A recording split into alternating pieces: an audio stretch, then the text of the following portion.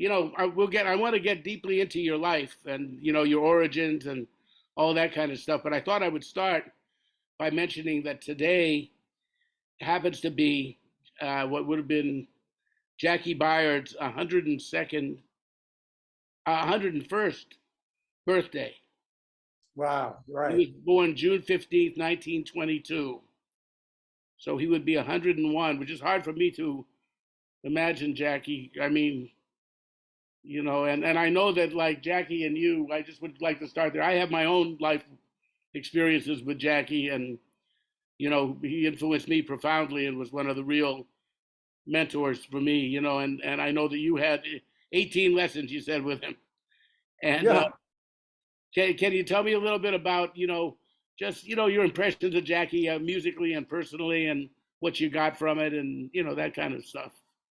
From Jackie? Yeah. I don't remember. Yeah, well, it is kind of because he didn't really show me anything. He didn't show me. He got me so excited. He got my brain going. I was teaching myself. That's why there was nothing in my notebooks. I went to find my 18 lessons and there was nothing in my notebooks because they didn't give me anything. Once he showed me some chord voicings on a passage. Mostly he'd play alto and I'd play piano, or he'd play drums and I played piano and talk about stuff. It was very loose, but I always left there like with, my mind going through 1,000 thoughts, Yeah, he had that way of doing that. You also said once that he swung you, which I thought was a beautiful. Oh, that's right. And I borrowed that technique because that was a very effective technique in my teaching, because now I swing my students. I get their minds going so that they're breaking out of their framework, the context they're in, Right, getting people into kind of the natural stream of consciousness flow that right. we get into when we're improvising, right? Yeah. Yeah, I think that, that's what I mean. I didn't really study with Jackie. I just used to go sit in with him every night when he was playing solo piano at top of the village gate. And that's studying. That was studying, that was studying. I'll just say a funny story about how I met him. It was very weird. I was very interesting. I think I knew a guy named Vince Lawrence, who later was Vince Maggio. He went by his real name. Yeah, I know very well. Good friend of mine. He's down in Florida. Right. Wonderful piano player. Yeah, he was one of my buddies, and he brought me over his house and showed me a lot of stuff and this and that. And when I was a teenager, so I was like 16, 17. I'm in New York, and Vince says, "Oh, by the way, when you go up to New York, I used to go up and spend the summer in New York and hang out and, anyway, he said, when you're up there, Jackie Byard was a really good friend of mine. And he said, we roomed together for a little while. So if you run into Jackie, tell him you know me." So he's playing solo piano opposite Billy Taylor at the Village Gate Saturday night. And Jackie's playing and people are talking all the way through it. Billy Taylor plays, it's like a church. That just, the idea of solo piano, people just want to talk, like bass solo. Yeah. But anyway, so he's not in a good mood. And I walk up to Jackie and I say, "Oh, Jackie, I'm a friend of Vince Lawrence." And Vince said, if I ran into you in New York to say hello. And, he said, and I said, "I play the alto." He saw me he said, "You got a horn there?" I said, "Yeah." I said, "I'm wondering if I might be able to sit in with you." He says, "Oh, yeah." And he walks away from me. He says, "Wait here." So I wait. And I wait about 20 minutes and he comes back and he says, "If I do let you play, what do you want to play?" I said, "Just friends." He said, "All right, I'll tell you what. You go up and you start playing Just Friends by yourself. And if I like what you're playing, I will come up and join you. If you don't like it, then you got a whole set of solo saxophone on your hands. Because I don't like this audience anyway. I'm ready to go home. So, it's up to you. Just go up and play." I was like 17. So I went up and I started playing. And then he started running to the bandstand like this, and joined me. And our friendship began, Yeah.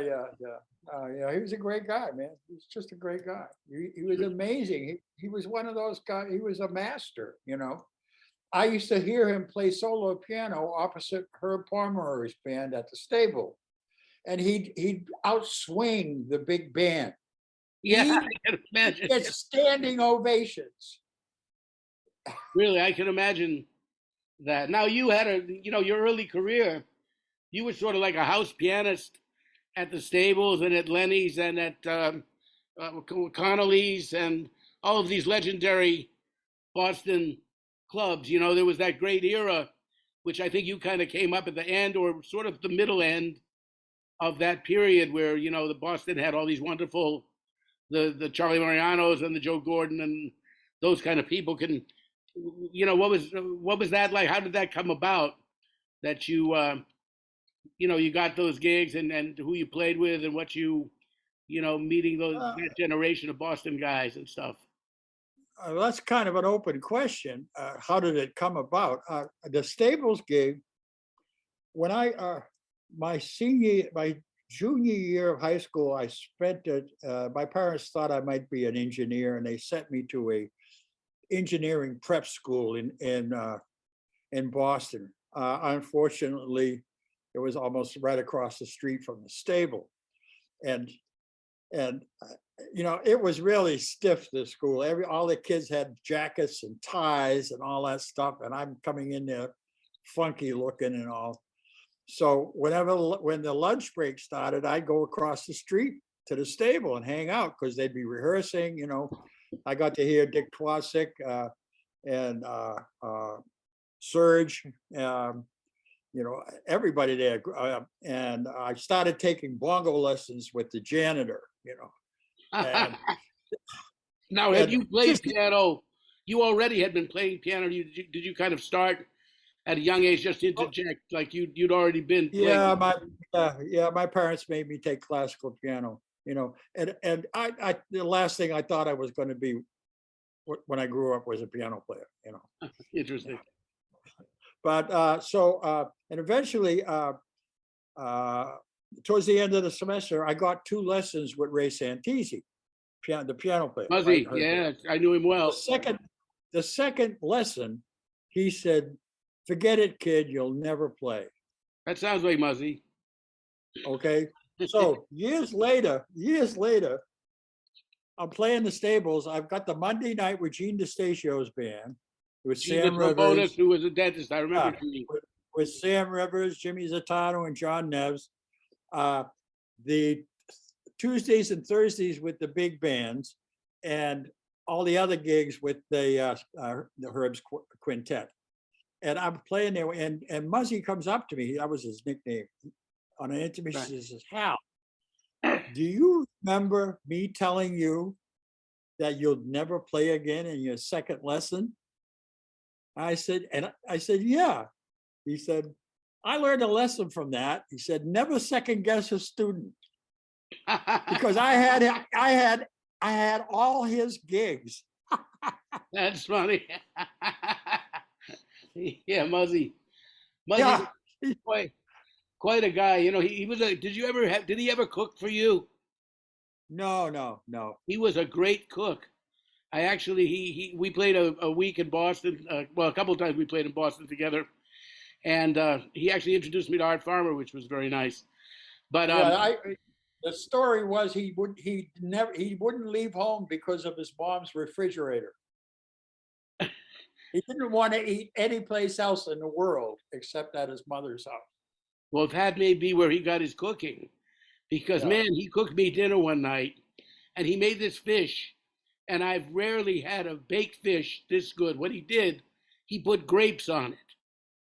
He cut up these seedless green grapes and baked it with the fish, which he put a little sauce on it of some kind, and it was the most incredible fish, better than any restaurant you could ever go to. So then, if that was where he got it, if it was his mother, now I understand. And but now, one other thing, Dick Twardzik, he's been like a cat that I really was fascinated by from the first time I heard. The only record that he made was just that thing called The Last Set. He made a record with Chet too. I have a copy of it. Oh, he did that one, but the record on his own. He only really did one record, which was half a record of Russ Freeman and half a record of Twardzik. You're talking about Crush for a Crab and all those things. Yeah, right. Exactly. And but there's a Chet Quartet album with Jimmy Bond and Peter Lipman. Yeah, Chet Baker in Paris. Yeah. And then there's Yeah. also he's on. I didn't know him. I didn't know Dick. I just heard him play once one afternoon. I didn't know him personally, and I didn't know Serge. I knew his mother because I studied with her for 6 years. Did you get a lot? A lot of people went to Madame Shaloff. We should tell people that the mother of Serge Shaloff, the great baritonist, was a very renowned teacher. I mean, his father was also a classical musician, but a lot of great musicians, both jazz musicians and classical musicians, studied with Madame Shaloff. And she had something to do with singing while you play, or something like. I mean, what was her? What do you remember of her? Uh, she didn't. I'll tell you one thing. I got Stephanie Tiernan, who had the piano chair at Berkeley for 20 years. She wrote a book of Madame Shaloff's techniques with a DVD, in where they're talking about breathing. And when I was studying with her, she never talked about breathing. So that's something new. I've been planning, and I've been working on breathing techniques anyway. It helps my brain oxygenate.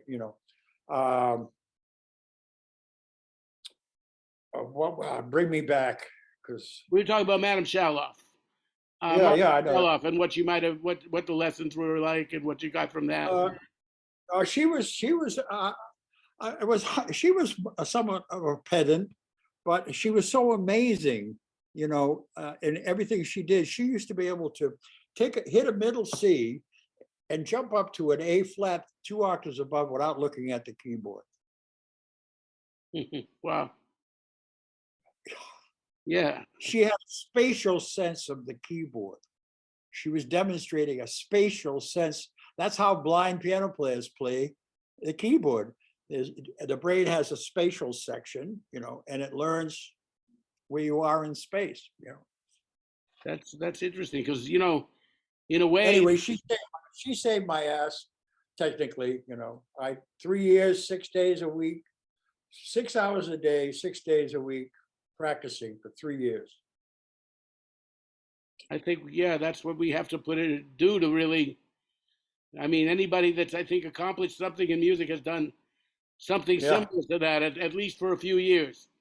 Yeah, and she's basically establishing the basis for technique. That's not the end at all, because what happens is you end up personalizing it. What she tells you is just the basic, uncluttered with any genre or style technique of playing the piano. And then it becomes, when it comes a part of you, it starts to get personalized.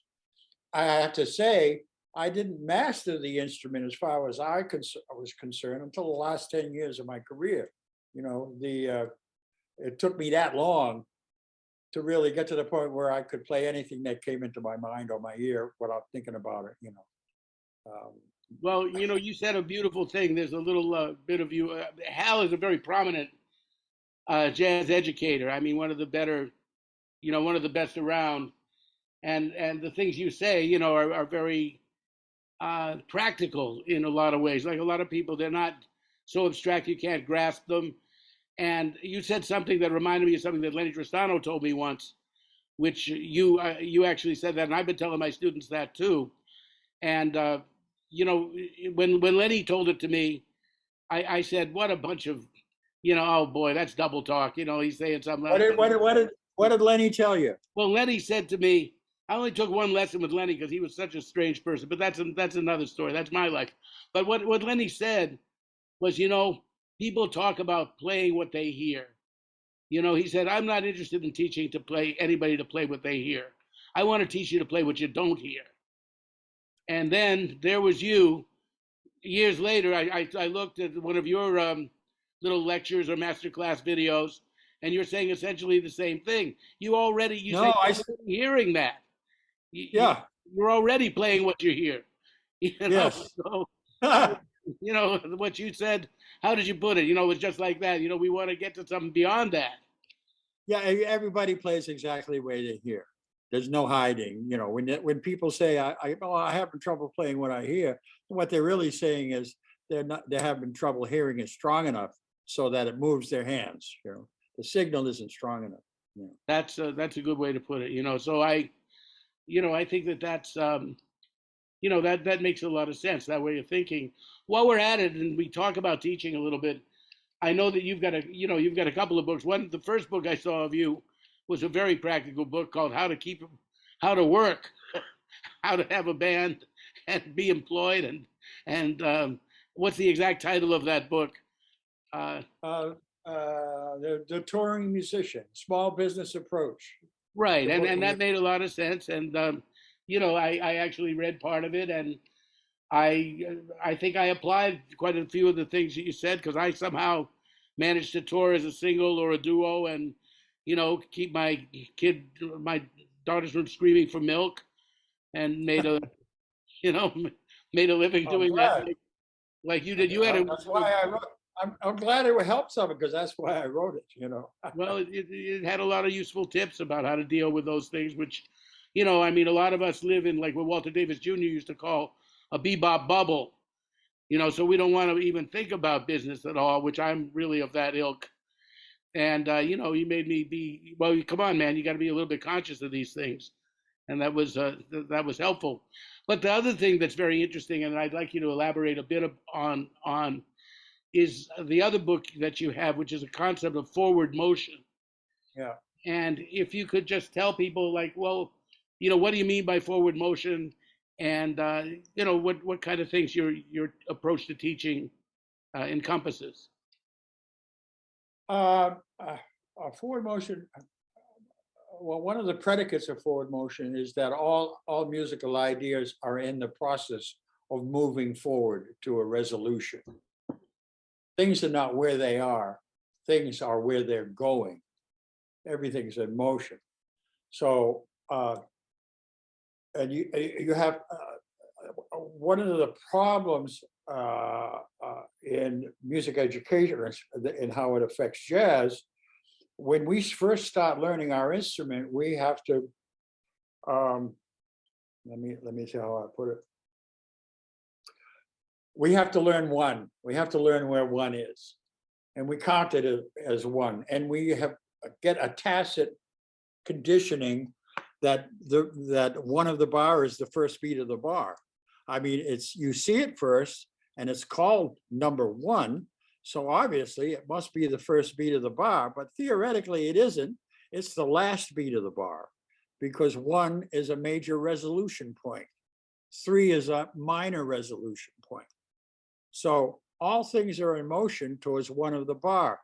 If you start on a resolution point, there's nowhere for your ear to go. What you have to do is create tension in the ear. And the human brain is built to seek equilibrium. It makes sense out of things. And when you break a pattern, it needs a solution, and then you improvise one. So if you start on one, your ear stops. If you start on an upbeat, it's tension, and the ear wants to hear it resolve where it's going to resolve to immediately. It wants to know where it's going to resolve. So in eighth notes, it resolves off to on. Quarter notes, it's off 2 to 3, 4 to 1, 2 to 3, 4 to 1. That's forward motion. Bass lines, most bass players think bass lines start on one of the bars. Boom, boom, boom, boom, boom, boom, boom, boom. That's not true. They're pickups. D, D, D, 1, D, D, D, 1, D, D, D, 1, D, D, D, 1. So basically, people end up playing backwards because they think 1 is the beginning of the bar. It is not. That's one of the problems. So there are a few things from childhood musical study that we bring into adult musical behavior that were perfect for when you were starting, and you're still doing it now, but you don't need to. It's just holding you back. I see. That's like a friend of mine had some, I guess Roland Kirk, Rassan Roland Kirk, used to do, they had this little music school at the Vanguard, a friend of mine told me, some summers, which I didn't know about. And one of the teachers was Rassan. And I said, well, what'd you get from Rassan? He said, well, the biggest thing I got from Rassan was he kept telling us 4 is 1. What? 4 is the real 1, is the end of 4. So yeah. 1, 2, 3, 4, 2, 3, yes. 4, yes. And the 4 is the real one. Yes. and that's essentially, what you're saying, and that's what I try to teach people too. That Except but you there put are it in your three. thinking. There are 3 ands of 4. That's a consideration. Which and are you using? There's the 8th note and, there's the triplet and then there's the middle note of the triplet and. All of those are ands of 4. You have to know all 3 of them. Oh, that's a very good way to put it. All right. Well, we've got to talk about that a little more when we're not doing the podcast. But that's something I'm going to explore with you on my own. One of the best lessons I had actually, which was another kind of informal, because the way we learn, the way you learned. I mean, we're going to talk about who we studied with, which we have a little bit. Like Madame Shaloff, you studied with formally, and Jackie Byard, you had some formal lessons with, which are very informally organized. And then there's all the people that we study with that we don't study with officially. The people that show you things, that mentor you, that give you you spend one night with them and they change your life because they showed you something that you didn't know before. You have these little epiphanies. We learn through epiphany. I find the jazz musicians, epiphany is a big thing for us. So one epiphany that I had is when you and I worked with Chet Baker for a minute together, because Harold Danko had something else, and you took his place for that particular week that we were with Chet. And if I may mention, it was a week that you and your first wife were kind of splitting up. And I stayed at your house. I stayed at your house one night. You said, Hal, you can stay one night. Well, no, I told you you could stay forever if you wanted to. After you stayed that one night, I said, Hal, you can stay longer. And you'd probably had enough of me asking you questions all night long. Because we stayed up, and you gave me one of the greatest lessons I ever had, because I knew about pentatonics, and I've been playing with Mike Brecker. We've been practicing together, and I knew all those guys, Liebman and Brecker and the Berg and all those people with Berganzi that were playing a lot of that pentatonic and fourth kind of thing. And but I didn't really have any method of using them or understanding them. I just was doing it pretty much when I heard something, I'd play it. And I also veered away from it a little bit because it was so prevalent that, it was something, but I really I liked what you were doing with it. And I'd noticed that. I said, Hal, you're doing some stuff with pentatonics and you make it pretty. You're kind of making it lyrical. It doesn't sound mechanical when you do it. And how do you do that? And you sat down on my little Wurlitzer electric piano and spent the next 4 hours until the sun came up. Well, after the sun came, till about 8 o'clock in the morning, we stayed up. And, you showed me how you did that. And you were so articulate in how you did that I actually incorporated it into my own playing in a subtle way. And it took me 15 years to figure it out. Well, I still haven't figured it out, but, it gave me the most insight that I had gotten from that was from you. Yeah. And, when I practiced with Mike and stuff, together with Mike, we did a lot of practicing together. We would show each other things. And, that was one thing that he was, very into, and he would show me things, but he never explained it the way you had. So you really were very articulate in your explanation, like why the stuff worked the way it did, which was, was beautiful. So thank you. And, so just a little bit about our backgrounds that we share in common is that Hal and I both grew up, though I think you're 14 years older than I am, on the North Shore of Massachusetts. I grew up in Lynn and Swampscott. I didn't know that. I didn't know that until I saw your bio. I didn't know Dorchester. Weren't you? No, Swampscott. Lynn and Swampscott. Swampscott. Are you kidding? Yeah, my dad played at the New Ocean House Hotel. Oh my God. He was in the band at the New Ocean House Hotel. I forget the guy's name, Bob. Anyway. So he must have known Jimmy Mosher's dad too. They knew each other. In fact, they used to get mistaken for each other because somebody would need a saxophone player and they'd call my dad Jimmy Mover. And they say, where's your saxophone? He'd come with his trumpet. And they say, oh, you mean Jimmy Mosher? And that happened to Jimmy Mosher Sr. too, that he would get called for that. And who else knew my dad? And my dad had a big band around Boston too, and they played at the Salisbury Beach Frolics. And one of his best gigs was backing up Billy Eckstine, who my dad put together a real Boston All-Star band for that gig. And actually, Billy Eckstine had asked my dad to be his musical director, and he didn't go because my mother was pregnant with me. And he turned down Tommy Dorsey to go back. He'd been with Dorsey. He turned down him again. And Billy Eckstine bought me an electric train. Somehow he knew it was going to be a boy.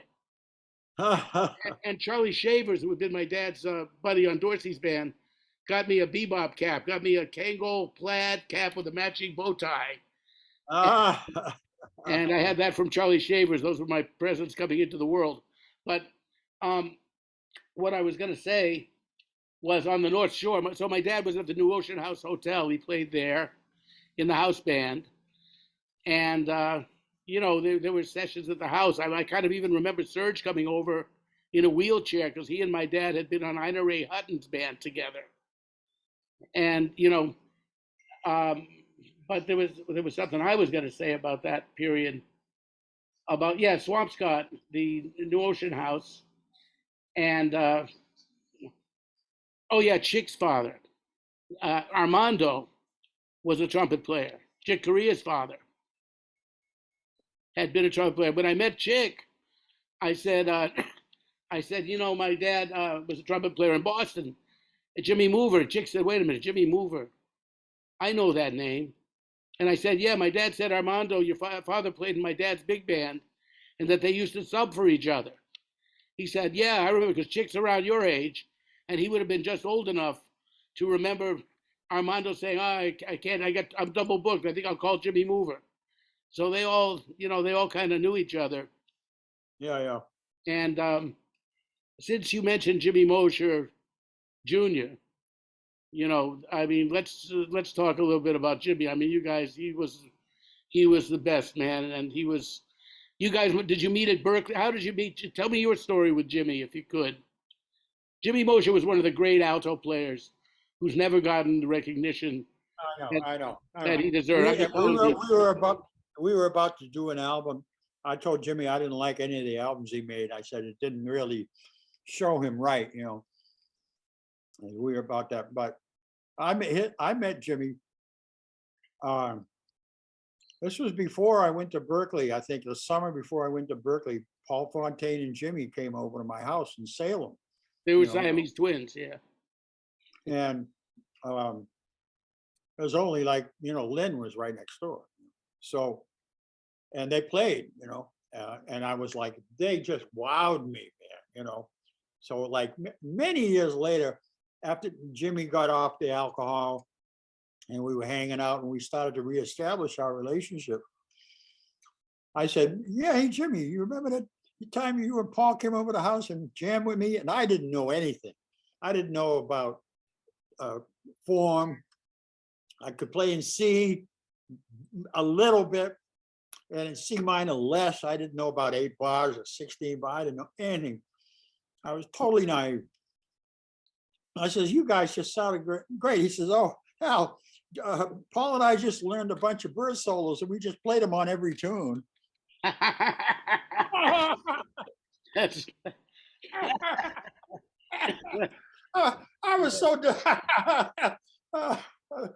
that's funny. I who turned me on to Jimmy? Well, I'd heard about him for years because my mother and father told me that there was this prodigy, the young alto player who'd been with Woody as a very young cat. And, I think he was playing baritone with Woody for a while because Woody didn't use the alto. But he's on one record there with Woody. But, and I know that they had Mosher Music Store in Lynn. They had this, the music store. And who I first heard of Jimmy, when I was 16, we lived a few months in Ohio. And I met Gordon Brisker. Gordon? Yeah, I thought you might know him. My freshman roommate at Berkeley. There you are. Well, he was one of after I finished studying with Phil Woods in the summer I was 15, because of my living situation with my parents, we ended up living 6 months in Cincinnati, Ohio. Well, actually in Fairfield, a town next to Cincinnati. And Jesus, Gordon, I lived in Cincinnati for a year. no, really? Yeah, I can do Eddie Morgan and all those. Oh, that's another story. But Uh-huh. Well, Gordon was the man in Cincinnati, and he was a very. I don't want to show that. Jessy host. What's that? I need to make Jessy host so she can play the music. Oh, wait a minute. We have to do a little technical adjustment here to make Jessy the host so she can play the music. I wanted to play a little bit of some of your music.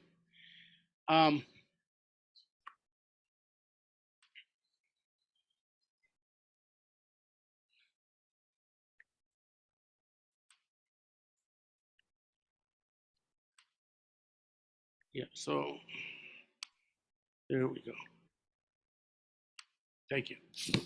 Yeah, so Gordon, Gordy showed me a lot.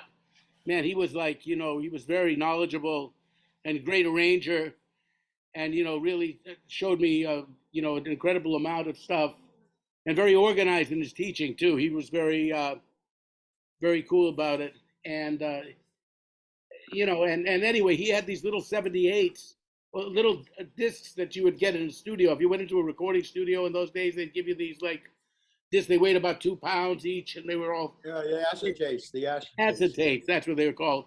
And he had gone into the studio with Jimmy and made some records, a little session they'd had with him and Jimmy and a rhythm section, and playing Deep Purple and What Kind of Fool Am I.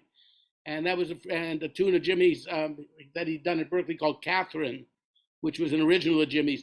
Anyway, I heard him, and he was quite brilliant. And then when I finished studying with Phil Woods, I would spend time at my grandparents' house in Lynn, and Jimmy was down the street, and I was 15, and I would go and have my lessons. I had about 4 or 5 lessons with Jimmy, and we worked on Easy Living and Giant Steps. And he showed me a whole bunch of stuff, and he let me come to rehearsals. He had a big band with Paul Fontaine and this and that. And then 10 years later, when Jimmy was at the peak of his alcoholism, which almost, we know how dangerous that was, almost killed him and everything, he would come to my gigs when I'd play in Boston. And I was already kind of mature. I was 20, 25 years old. And Jimmy would come to my gigs and cry. And he would say how he used to play like that and he couldn't play like that anymore. And, and I was like, Jimmy, you can. If you'd quit drinking, you could. And finally, Joe Hunt, Charlie LaChapelle, and I made him. We did a whole, what do they call that? Like when you throw somebody. Intervention. We did an intervention. We said, you're going to McLean's Hospital and you're going to get rid of this alcohol problem because we can't watch you doing this. We all drink. We were his drinking buddies. So I didn't know that. I didn't know that. Thank you for doing that. Wow. Oh, well, thank God, because that's what happened. God put us all there. And we said, we can't watch Jimmy doing this. We're all self-destructive. We're all in the same boat. We were all crazy. But, the thing was, Jimmy's gone over the edge. Let's take him there. So Joe Hunt was really the main motivator for that. I mean, we all wanted to do it, but Joe made sure that it got done. And, so then that's when Jimmy met his wife and turned his life around. And then Chick found out about that and actually gave Jimmy the record contract. He made one record with Chick and one record with the Los Angeles Rhythm Section, but he brought. I never heard that.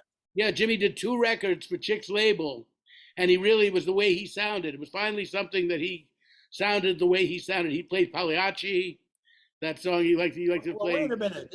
Are you telling me there's an album of Jimmy playing with Chick Corea?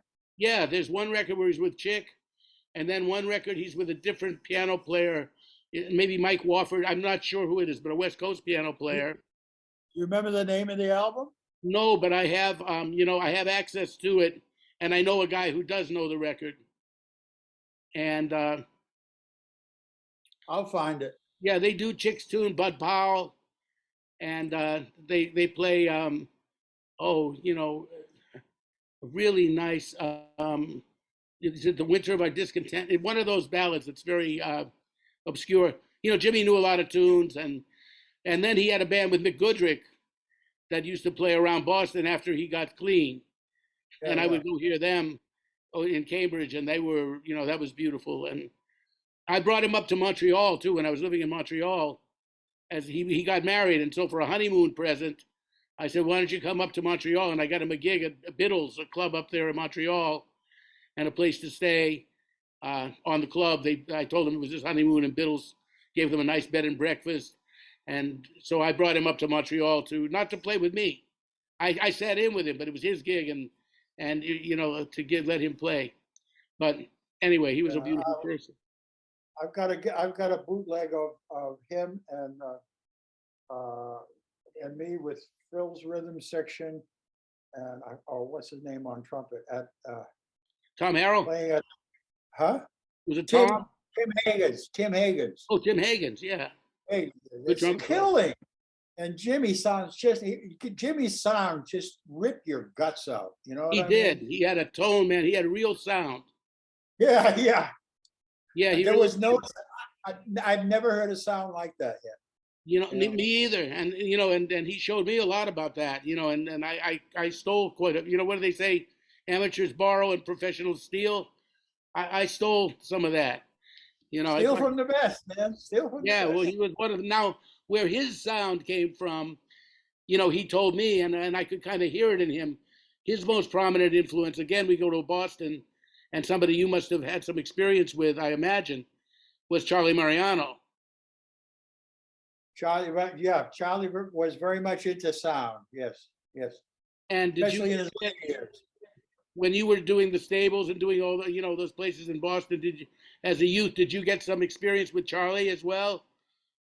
Well, yes and no.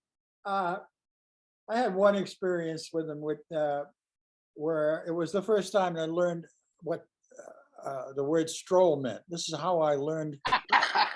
I had never heard the term before. Yeah. We were playing with Herb's Pet at Bruce Masuli's club, and the bandstand was like the Metropole in New York. It was like long, so you had to play in a row, right? So I'm at one end, and it's me, and then it's Herb, then it's John Neves, and then it's Jimmy Z, and then it's Charlie at the far end of the bandstand. So Charlie starts taking a solo, and he turns around and he looks at me with this angry expression on his face, and he goes, "Well, sit down." I couldn't hear him. So I look at Herb and I said, and Herb goes, So I look at Charlie, Charlie plays a little more, and he turns around with his angry expression. I look at Herb, and Herb comes over. He says, "I think he wants you to play stronger." I said, "Okay." So I started pounding on the piano. He turns around again with this, So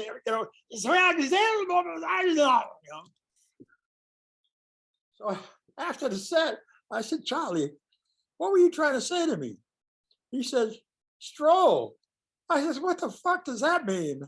I'd never heard the term. He wanted me to lay out.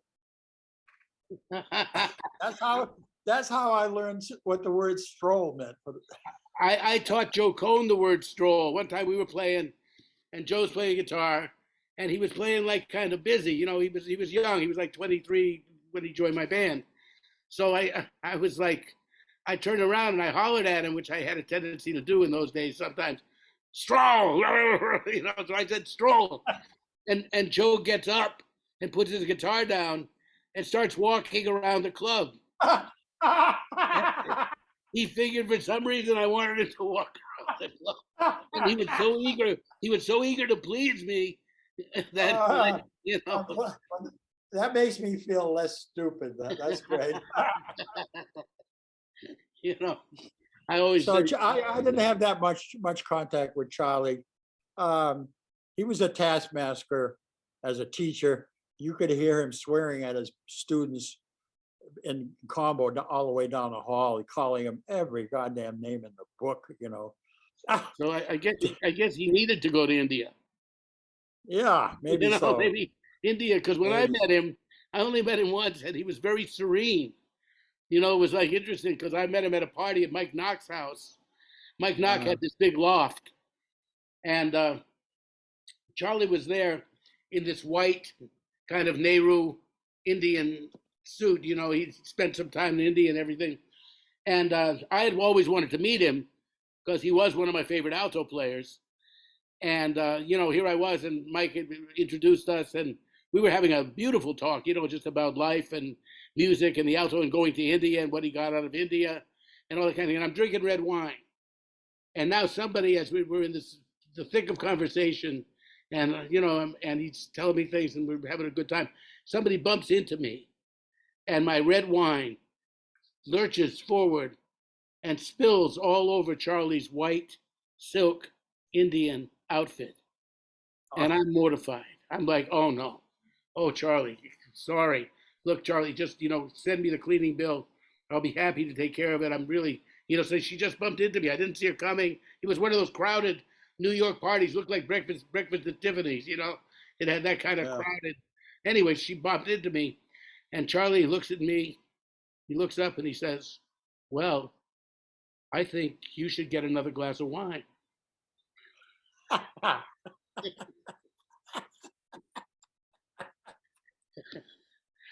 So, you know, Ollie, yeah.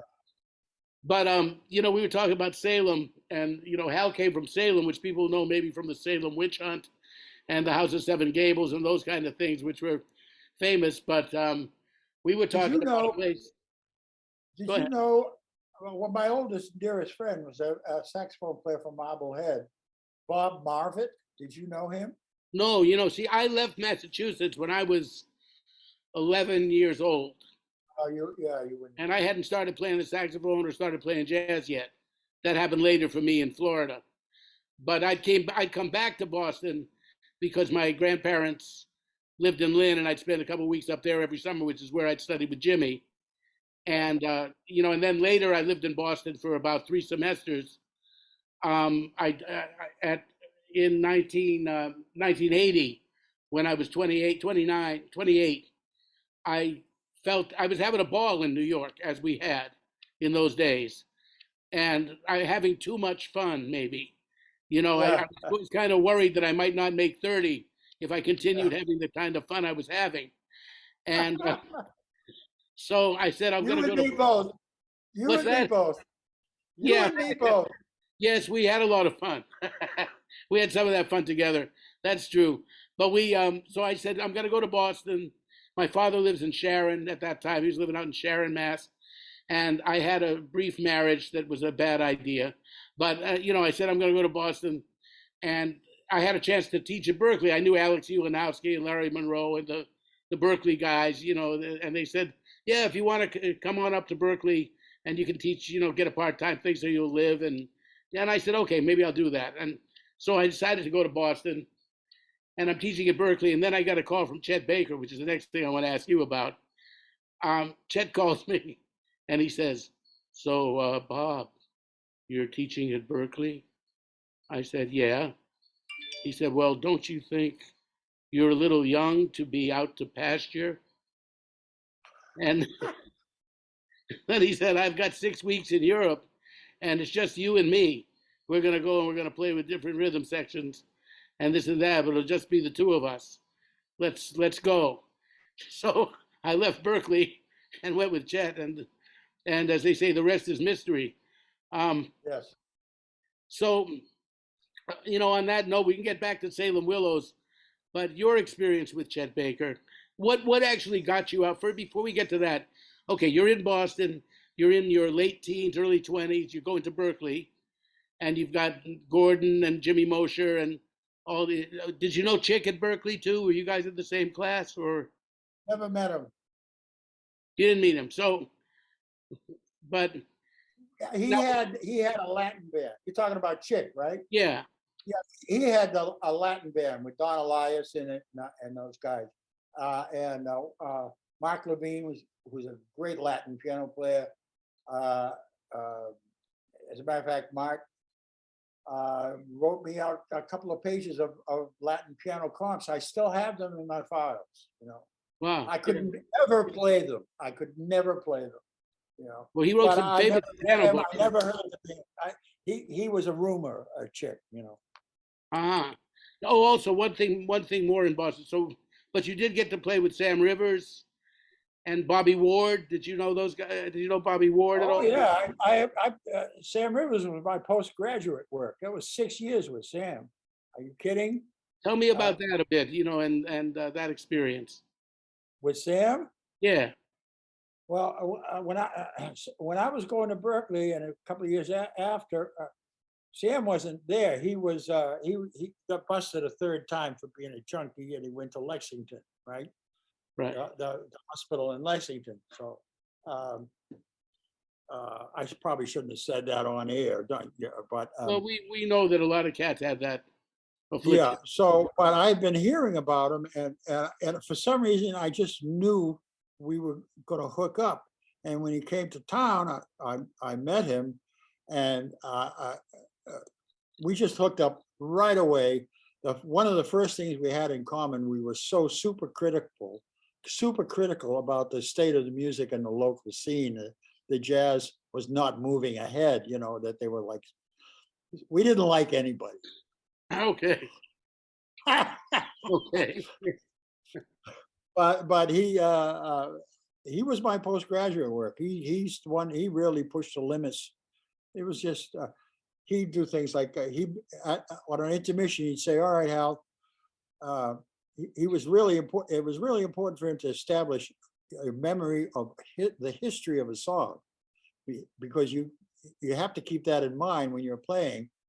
So he'd say, "All right, what did you play on the sixth bar of the bridge on your third chorus?" Really? Yeah, he'd make me remember my solos, and I could ask him, what did you play here, there?" And he would give me the exact answer. So that was a lesson in history. A tune has a history, and you have to, that history informs the rest of the tune, the whole tune. I mean, a performance has a history. Yeah. Yeah. So, and the more so if you play a tune once, you got some history. You play it twice, you got more history. You play 100 times, you got a lot of history on the tune. That's, you know what I'm saying? So he was trying to stress that you just can't be so into the music that you can't be aware of where you came from and where you may be going, you know. So there's that really objective. There's what he- Brookmeyer called that gigantic ear, that's like right across from you, that hears everything that you're doing. Look, Brookmeyer put it in those terms, like that there's a gigantic ear. he was a genius. He said everything's in 4/4 and in the key of C. Okay, I don't get that quite completely. He made everything, no matter what the tempo was, he play it in 4/4. I graphed it out. How he does that. You can make any tempo a 4/4 tempo if you know how to do it. And but playing in C means you're writing without a key signature, which is what's going on a lot. If you're writing without a key signature, it's in the key of C. Okay, but let's say you're playing all the things you are, and it's in A flat. I mean, the song you're playing has a certain key that you're playing in, or you're playing Stella in G or B flat or wherever you're playing it. What I'm saying is, if there's no key signature, it's simple as that. It's in the key of C. Right. There's no flats or sharps in it.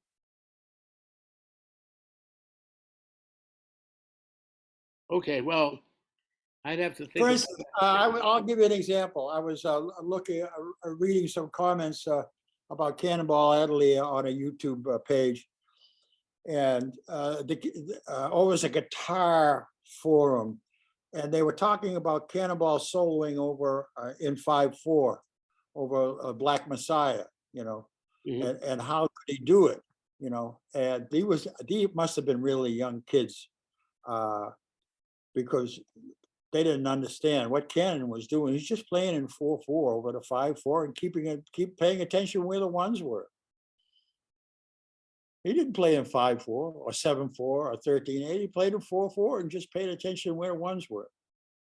Well, I can see that. Yeah, like playing a waltz still feels like 4/4, even though one is in a different place. I mean, Yeah, yeah, yeah, I can yeah. kind of relate to that. And 5/4. You, you could take a waltz and turn that into 4/4. You know, you could. It's. He said, "I want to be able to play anything, anywhere, at any time." Yeah. Well, Just amazing. He just the stuff he would tell me would like blow my brain. You know. and was Bobby Ward on drums often in those days, and John Neves, were those the guys who were? Play, played a lot with Bobby, but not with Sam because we the Sam's quartet was Tony Williams on bass and on drums. I mean, Tony was the original drummer on, Uh-huh. and Steve Ellington took his place when Tony went to New York. I see.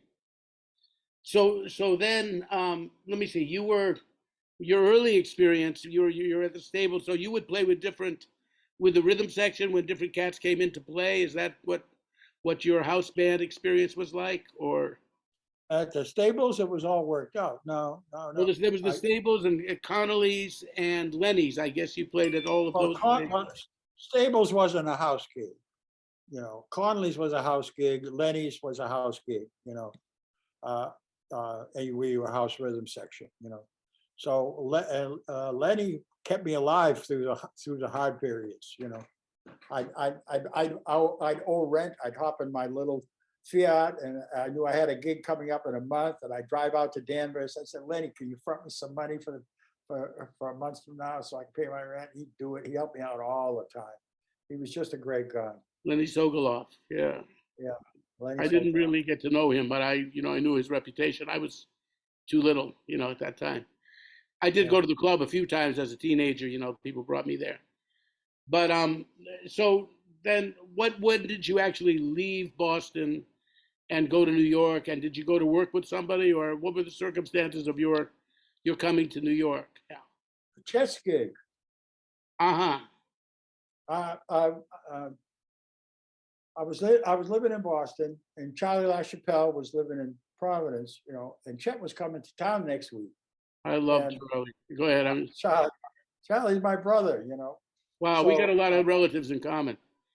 Yeah. So Charlie, I got a call from Charlie. He says, Chet's coming to Boston next week and he's looking for a piano player.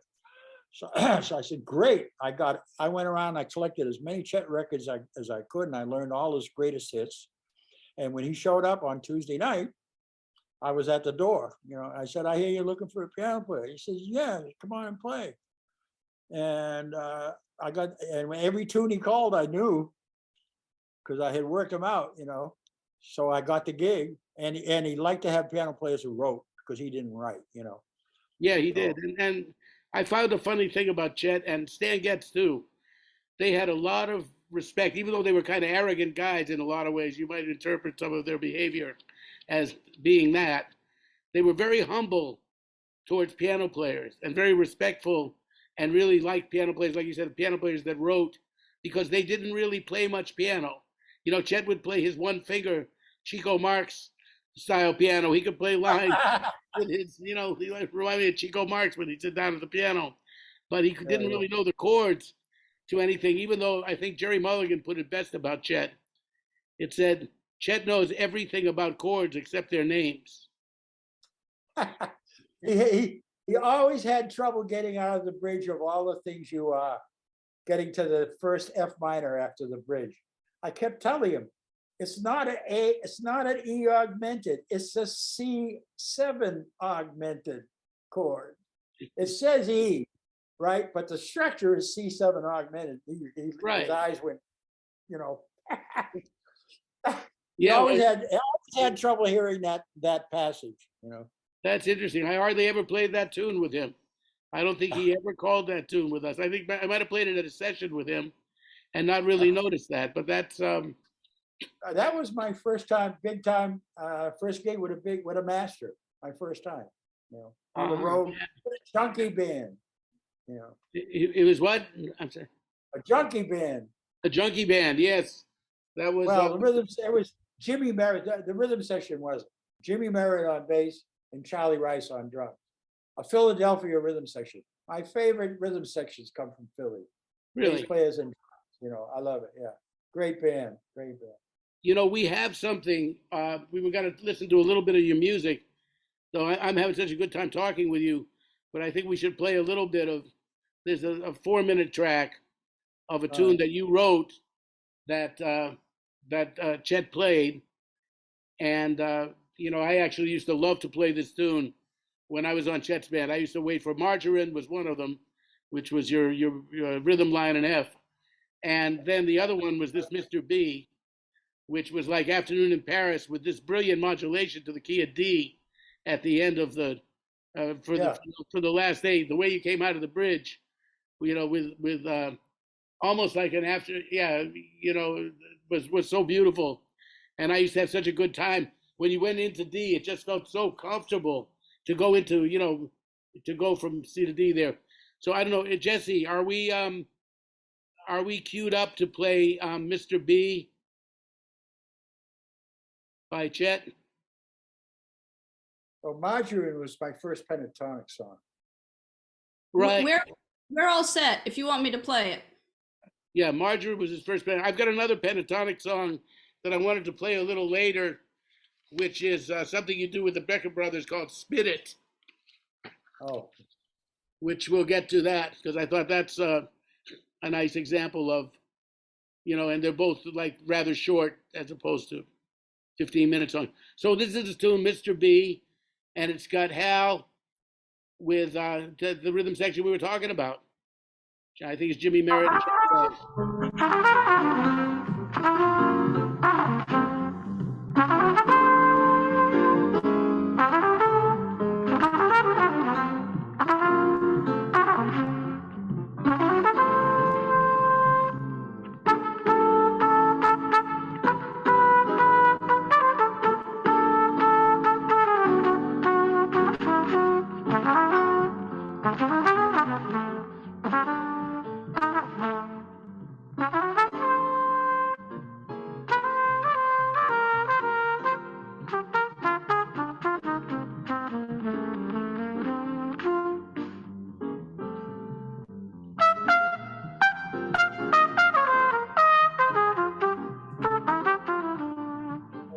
That's not the Phil's rhythm section.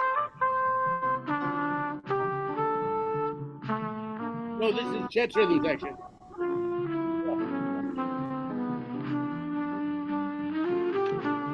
No, this is the wrong, Jessy. This is the wrong version. No, the version we wanted was on the greatest jazz record of 1954. Yeah. Yeah, that was the record that was actually had the greatest title of 1950, 1960. He was assuming quite a bit, wasn't he? Yeah, they were assuming. I think that was Richard Carpenter that assumed. Yeah. I don't know if you knew him, but Chet really expressed. Oh, did I know him? He was a total scuzzbag. Yeah, that's what Chet said. He's the one that paid the junkies who recorded for Blue Note. He paid them off of dope. He was the guy, and he took credit for walking. And I recorded 5 tunes with Chet, and he took all the rights. And he died about 10 years ago, and I got them all back. Really? Oh, that's good. Yeah, because I mean, you know, Chet had a few people he really didn't like, and he wasn't very quiet about that. But I think the most vehemently I've ever heard him express hatred for someone was this guy, Richard Carpenter. He really didn't like him. But well, you know, that's a tune of, at least we heard Hal's head there. And you know, since we don't have that much time, I would say it's a record on Colpix Records, Colpix, and it was called the greatest jazz record of 1960. Most important, jazz record of 1964.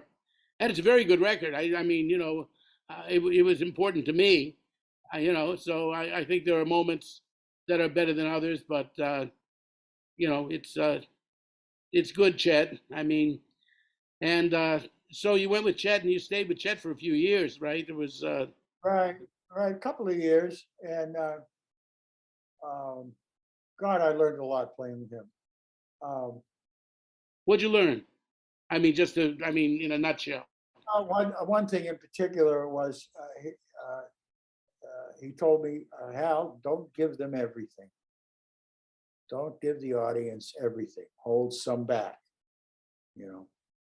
Save it for later. Don't give them everything right in the front. Leave them hanging. Don't resolve everything completely. It was a very interesting statement. Yeah, it was. I mean, he was. He That certainly means knew. you keep the tension going so that they will be paying attention. Yeah, he knew how to tease you. He knew how to communicate. He was amazing, and he could swing hard playing soft. That was another thing. We were playing with Phil's band in Italy, and Chet was advertised to play with us. And Phil and Chet didn't get along, so Phil didn't show. Phil stayed in the hotel. No, Phil did play. We played a couple of tunes, and then they brought Chet up, and Phil left to stand.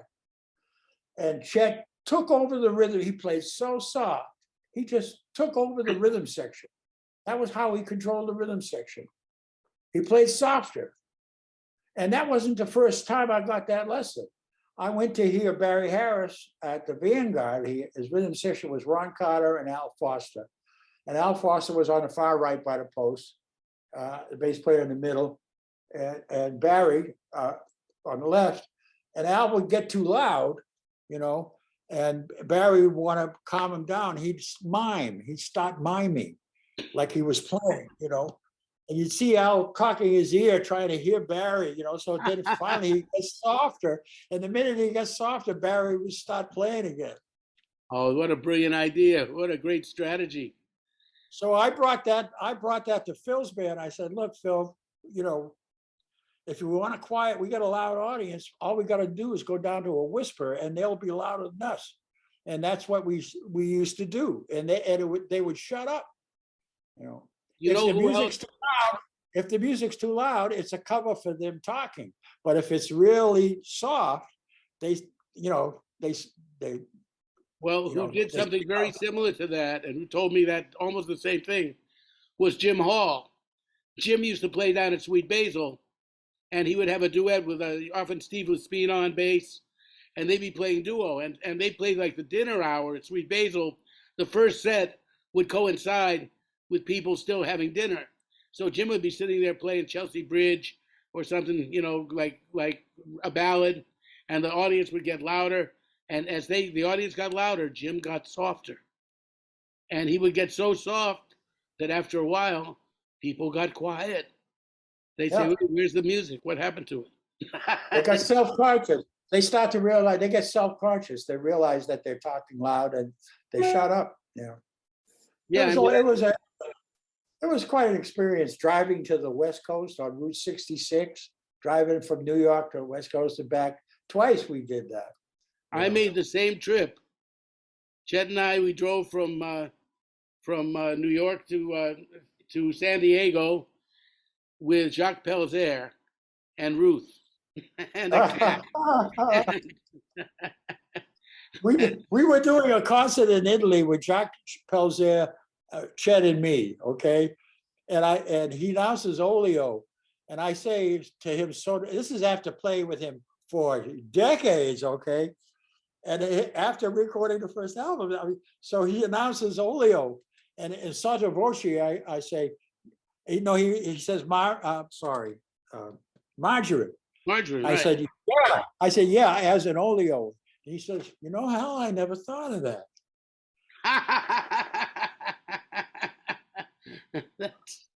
That was my Olio, studies, Yeah, well, that was, that was, one could hear the correlation, Listen, but when it comes to Chet, we could spend the rest of the day telling stories. So I think we should move on. Yeah, I think that, I just wanted to mention that then you had a very long engagement working with Phil Woods.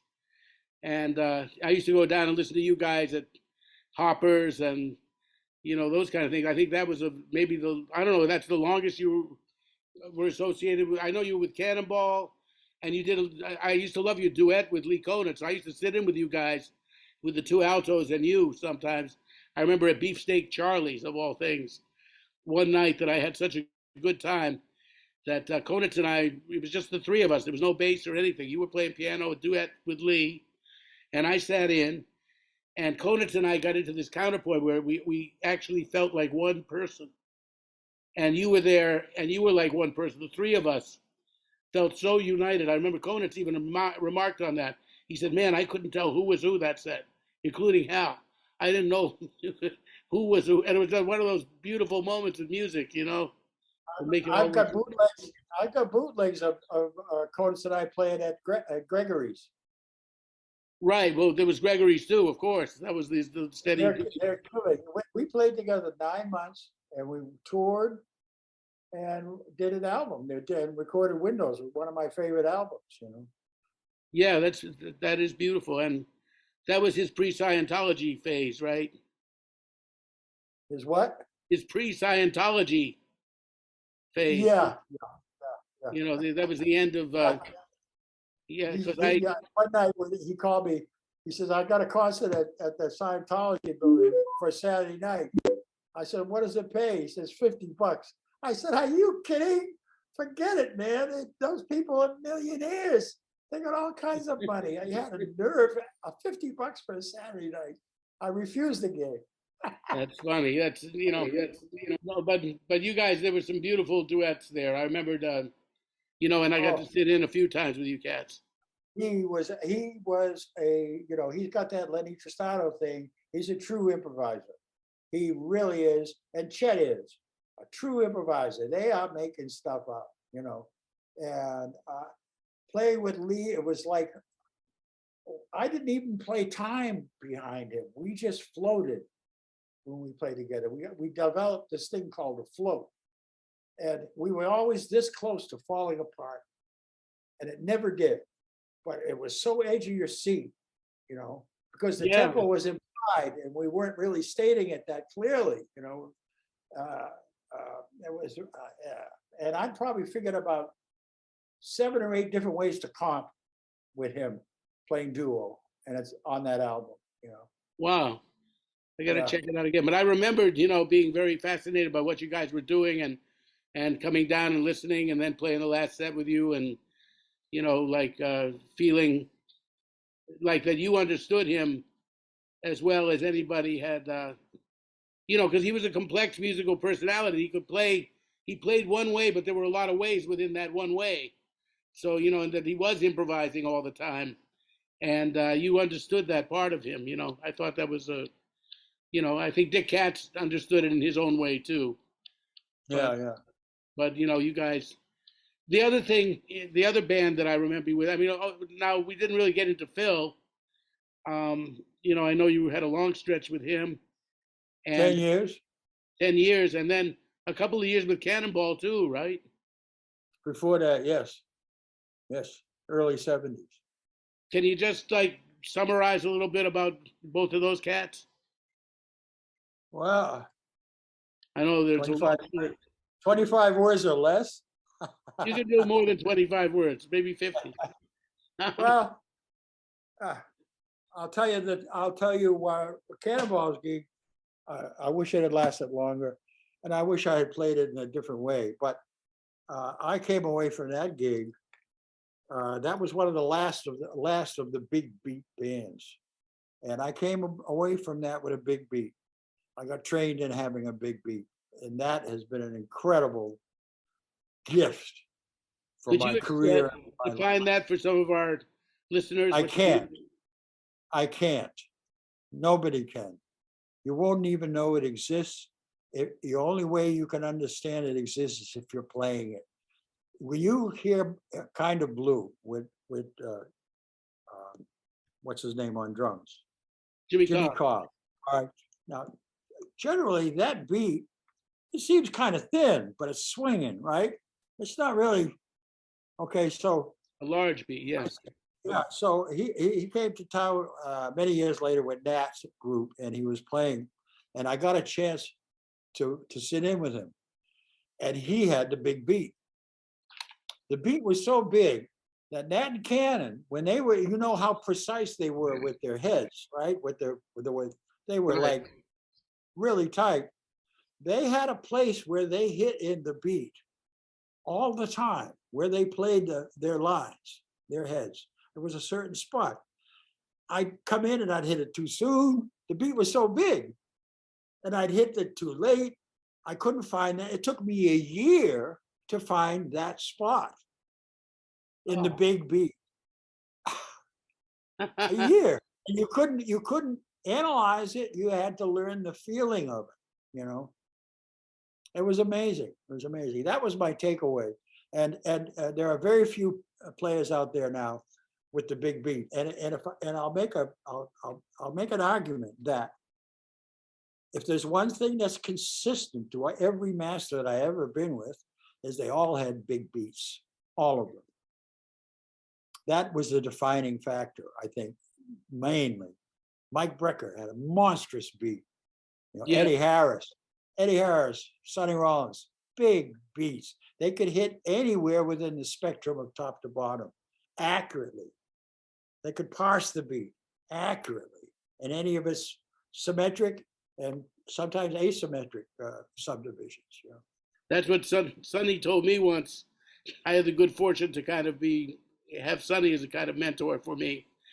And when we were talking about time, Sonny said it's very important that when you get on the bandstand, you bring your own time with you.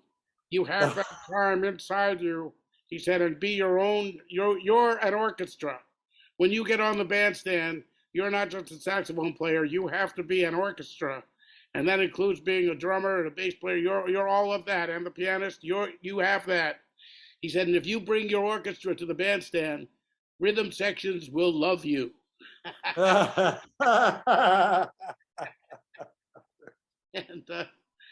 he said, so, you know, I kind of know what you mean, because through osmosis, I've been around all those cats with that. Even Chet had a big beat. As subtle as it was, I know what you mean. There was a lot of freedom in that every time. one of them. And the ones that I never play with, you cannot tell someone's playing with a big beat on a record. You can't tell. So nobody's learning it. Now that's an interesting point. Nobody's learning it. It's a dying art. That's true. You can't go out and hear a guy like Zoot, who had a huge beat. You know, I mean, and yeah, it's a shame. Yeah, because it's nobody even talks about it. I'm the only one that I know talks about it. The loss of the big beat. Wow. That's what makes the difference, I think, in what you hear with the current day musicians. They have a very thin beat. They learned it from records. Right. There was something else when you heard it live, night to night. Yeah. I went down to hear Alvin's band when Perler was playing bass, and Liebman, and he asked me to sit in second set. He said, "You want to sit in?" I said, "Yeah, man. I never played with Alvin. Yeah, I had played with Alvin, but that's another story." Not with Elvin's after band. the huh? Not with Elvin's band. After the set, I said, "Gene, how do you know where Elvin's ones are? Because Elvin's ones were his ones, okay? They weren't mine." And he said, "You'll learn where it is. You just learn it." Yeah. My first experience with Elvin was, I was still going to Berkeley, and he came to Boston. What was the music store in Boston? Rayburn's. Huh? Was it Rayburn's? Yeah, I think so. To do a drum clinic, and the place was packed. And John Neves was playing bass, and at the end of the drum clinic, he does we play the blues, and everybody gets a chance to play a couple of choruses with Elvin, you know. So I got a chance to play 3 choruses with Elvin. What an eye-opener those 3 choruses were. It took me years to absorb everything that I got from it, but signals were being set off every second, like, oh, this is how it's supposed to be done here. Oh, this is how you're supposed to fit in with the beat this way. There was so much information in those 3 choruses. Wow. About time and how it's played and how you use it. Yeah, I had a similar experience. I only got to play with Billy Higgins once. And there was that kind of, like, we talk about these epiphanies you get. And I never had another chance. It was just after at one of these jazz festivals, a big jam session after the concert. And I remember Philip Catherine was playing guitar, and that was the only time I ever got to play with him. And Billy Higgins was on drums, and we played two tunes, and I thought about that for the next year and a half, 2 years. I started, there was so much going on, just in the way he swung, you.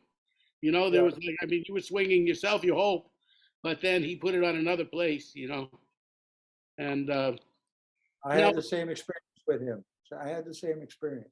Yeah, he was one of those guys. Well, that's what great drummers. Yeah, and you had also the experience of you played with so many wonderful drummers too. The thing is, I also want to get to one thing before we go too, that you had a band, and it was really the last band, I mean, that the Brecker Brothers played in before their, let's say, big commercial success. When they were still the hot young cats in New York. They played with Horace. And then after Horace, the next time I got to hear them together, other than in jam sessions, where I would play sessions with them quite frequently at that time in the 70s, but to hear them as part of a band was, this was the freest, because I thought that your music was really designed for them. It fit right in. I heard them with Horace, and that was beautiful. And that was Mike and Randy playing Horace's music. And Horace was very particular about the way he wanted his music played. Yes, very much so. Where you, on the other hand, it was kind of like what Miles said. They said, how do you choose the cats in your band? He says, I like to choose cats that I don't have to talk to. That's right. So, and I didn't have to tell them anything. Yeah, and these tunes were right in the realm of the stuff that, that they were thinking about. And so every week, I mean, you had a gig, I think it was at least 4 or 5 weeks in Sweet Basil. You would play on Sunday nights. Years. They would use us to fill in if they had cancellations and whatever. We were always available for a last minute call. We played there a couple of years. Right, and I took over the Sundays and Mondays after you guys. So I kind of followed you in that with my own band. Oh, we were doing off nights and weekends and stuff like that a lot. Well, I remember Sundays. I came down several Sundays, and heard Mike and Randy with you. And you had the people. I mean, people were really standing up during Mike's solos. Mike was at a certain point. I mean, everybody was playing great, but there was a certain period where, talk about big beats again. Mike was just swinging the roof off. Randy was playing great. You and Wayne Dockery and Billy Hart, as I recall, that was the band that I remembered being down there. And your compositions were just great. And, I never sat in with you guys because you didn't need me. I mean, I learned, I could come and play my ass off, but it was going to just change the vibe, so I never even brought my horn to hear you guys. And I was a real pain in the ass. I like to sit in with everybody at that time, but this band I didn't sit in with. I just wanted to listen to. Yeah, it was a great band. So I'd like to, on our way out, I mean, we'll talk a little bit more, but just before we go, I'd like to play this one tune that we found that I liked, called Spit It. And it's, what's the name of the record? Do you remember the album it's on? Well, Jessy will know. Jessy, are you there with this record? I am, and the record is called Reach Out, and it's with your quintet, I believe. Yeah, that's the first quintet album. Right. So let's listen to this tune for a minute. We can just hear what was some of that magic that was going on.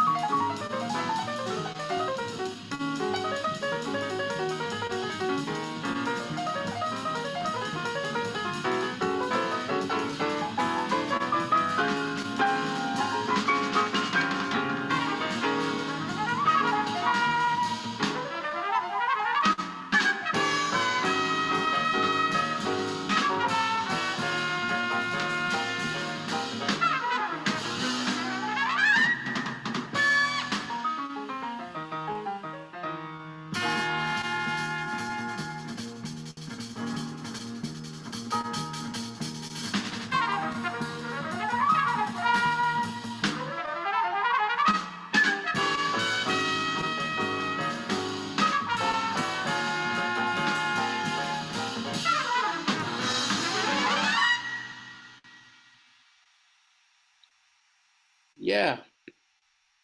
Well, Was, just the imagine a whole night of that. the last phrase is the last phrase is cut off with the ending. That was a short version. That was a short version. It was recorded that way. Or did we No, turn it off? that's not the end of the tune. Oh, They didn't play the full chorus on this track, or you cut it off too early. maybe Jessy cut it off too early. Maybe it was cut off I too think early. so. I At think the so. end of the track on YouTube. No, that's the end of the track on YouTube. Ah, Oh, that's YouTube. yeah, that's where we got it. They do what they want to do. Yeah, okay. Yeah. Oh, Anyway, sorry, Jessy. I didn't mean to blame you. so there you have it. Michael Brecker playing a swing beat at that tempo is amazing. He's not playing. It sounds like straight eighths. It's not. It's swing beat. It's ding, ding, ding, ding. You know. Yeah, well, that's the thing. He had the titty boom living inside him. You know what Prince called the titty boom, the ding, ding, ding feeling was there. No matter what he played, I think that's why I think it separates him from a lot of the cats that were kind of playing the pentatonic, whatever you want to call it, style that he was doing. I mean, that's the thing about that band too, that everybody was so rooted in whether you want to call it bebop, but in the 4/4 feeling, that's why when you guys did do things that had the whatever you want to call 8/8 feeling to it, it still was jazz. Well, because it was a triplet underneath the 8/8. If you actually it was eight. It was the hemiola 2/3. 2/3. You want to illustrate that for us in a way? Like in other words, against 2 and 4. Like how so if you play the eighth notes have a different feeling if you've got triplets going on underneath them. Right. I think that's what some cats, Ben Riley used to call that the African 6. Is that what that is an amazing statement, because I have heard them talking about the 6. Bird mentioned the 6. I even called Billy on it. He never gave me such a clear answer. Ben Riley took me to dinner one night. He said, I got to talk to you. We were working together. He said, there's one aspect of time I want to hip you to. He said, and this is where the cats are all coming from.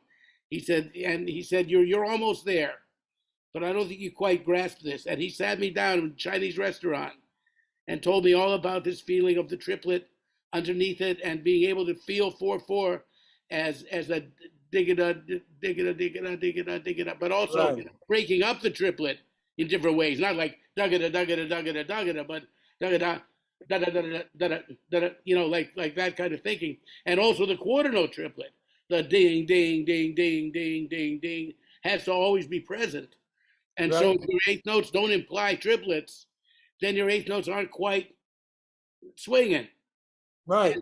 And that was another epiphany, in my life when Ben sat me down. I don't know if I got it right away, but something sank in. And well, that's amazing that if that's what Billy was talking about the triplet underneath, right? Yeah. Ben Riley. Oh, he's talking about playing and dividing the bar in half. Mike Longo talks about that too. It's not 4/4. It's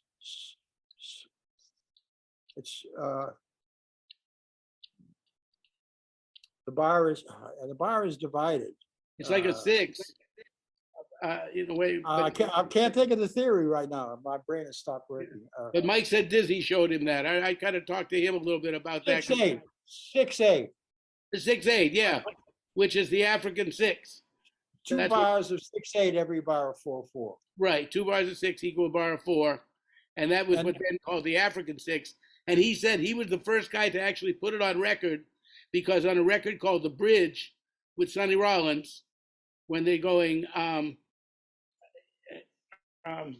bubba-dub-dub, bubba-dub-dub, ding, ding, ding, ding, ding, ding, ding, ding. And the last 4 bars of the rhythm changes are in 6. He said Sonny wanted to just play it like 4/4. He just wanted to go and play da-da-da-da, da-da-da-da, ding, ding, ding, ding, ding, ding, ding, ding, ding, ding, ding, ding. Ben said he said, I got an idea there. He said, let me try this African six in those measures. And he said that was the first time he thought that anybody actually put that African six in the rhythm section on a record. That's what Ben told me. Ah, wow, I've learned a lot today. That's an important point. That's been a mystery for me decades. And I asked Billy about it maybe 20 years ago, 15 years ago, and he didn't give me, he said he wasn't quite sure. Maybe he learned more, you know. But when I asked him about it, he said, oh, you heard about that, huh?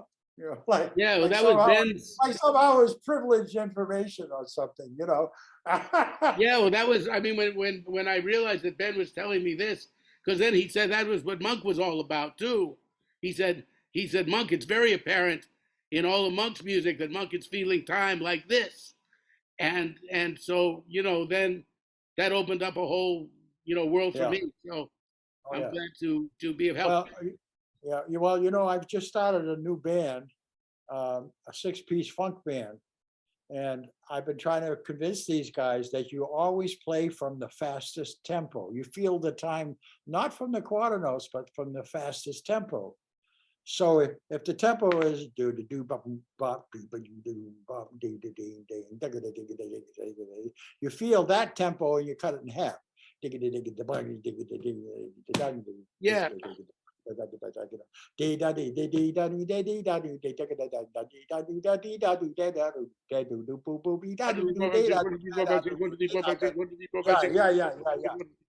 Yeah, well, that's what Ben was showing me too, you know, like that. Yeah, that's And it. also Oh from man.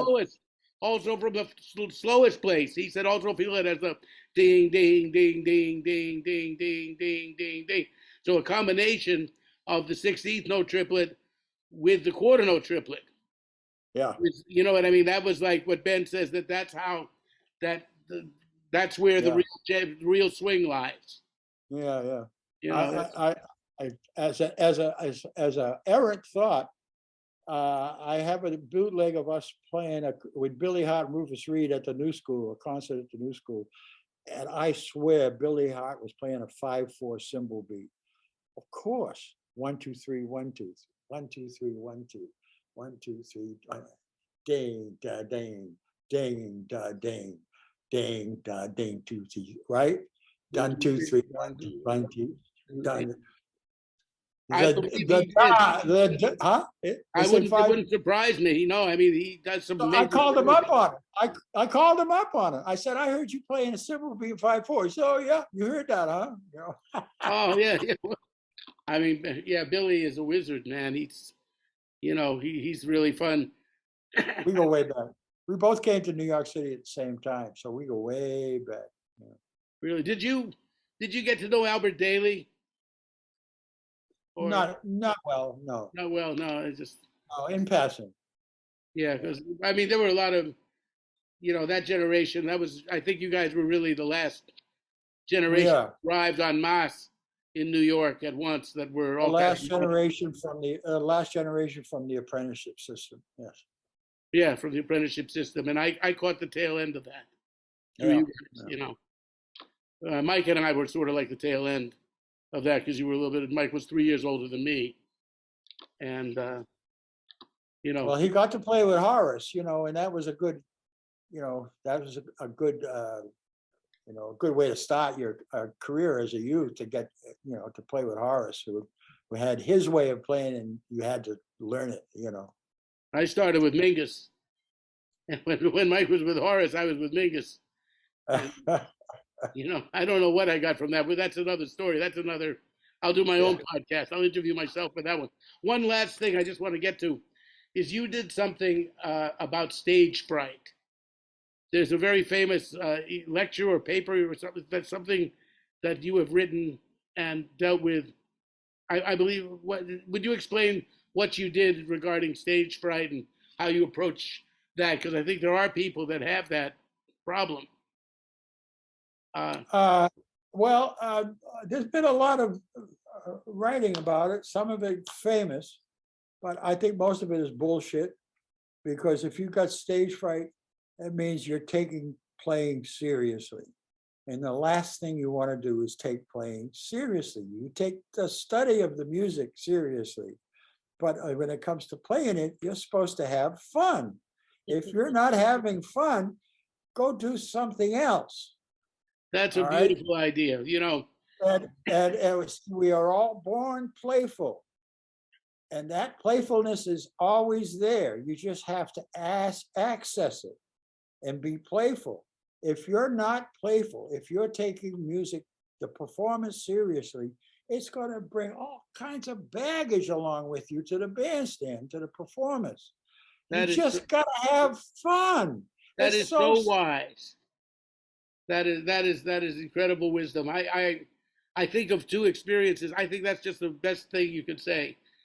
Because, you know, one thing happened when I was in a city in France called Auxerre, France. Walter Davis Jr. and I would travel around as a duo. We did that for a couple of years. That was our band. Him and me. Sometimes we picked up rhythm sections, and other times we just played duets. And we would laugh. We would laugh our asses off. We would make musical jokes. We'd throw Chopin back and forth at each other. One night, I quote, I cover the waterfront, and then later on, and Walter quotes in a different part of I cover the waterfront. He says, "Hey man, we both cover the waterfront." You know, and this French guy said, he said, week after week we get French musicians in here, and they are very, very serious about the way they approach the music, and we get something from it. They are accomplished musicians, but you guys, you totally destroy us. You knock us out, and you act like it's nothing to you. You're joking on the bandstand. You're making each other laugh. You know what I mean? You sound like it's nothing to you.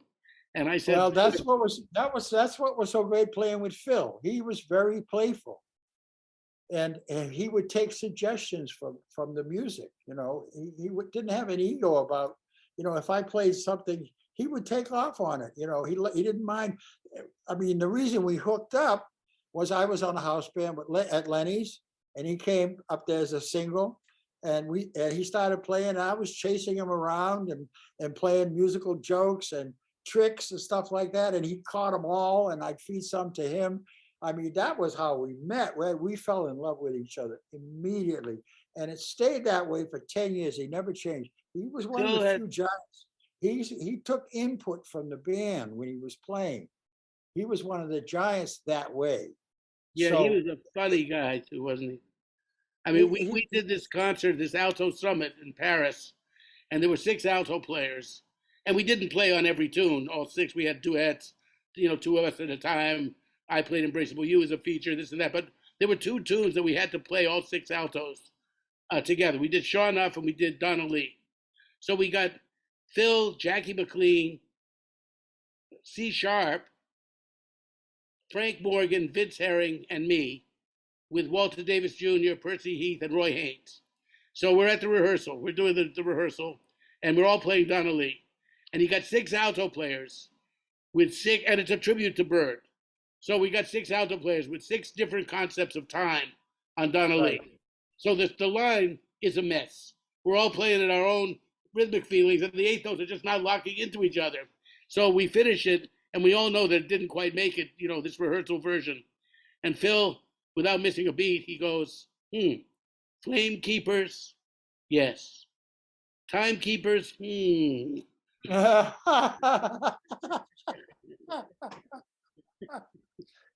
a great wit. Had a great wit. He was a funny man, you know, and great wit. You know, another funny thing was about this, what you're talking about laughing at it. Charlie LaChapelle, dear Charlie, walks into a club called the Needle's Eye one night in New York. And Mike and I are playing with a group led by Teruo Nakamura called The Rising Sun. And it's Mike and Lenny White and Teruo on bass and Masuo on guitar and Mike and I was playing. And Charlie comes in, he's totally wrecked. And we finish the set and he keeps going over and over. He says, you know, you and Mike, you guys just don't give a shit, do you? You don't care at all. It's beautiful. He was like, you don't right. care at all. Yeah, if you care, you can't care at all. And if you're taking yourself too serious. Another problem with stage fright is this: musicians who try to evaluate their playing while they're playing. They want to know how they sound. That's a problem. You can't think two ways at the same time. The brain works in a serial manner from a 7-bit thought to the next 7-bit piece of information. So you can hear and think all different kinds of ways, but only one at a time.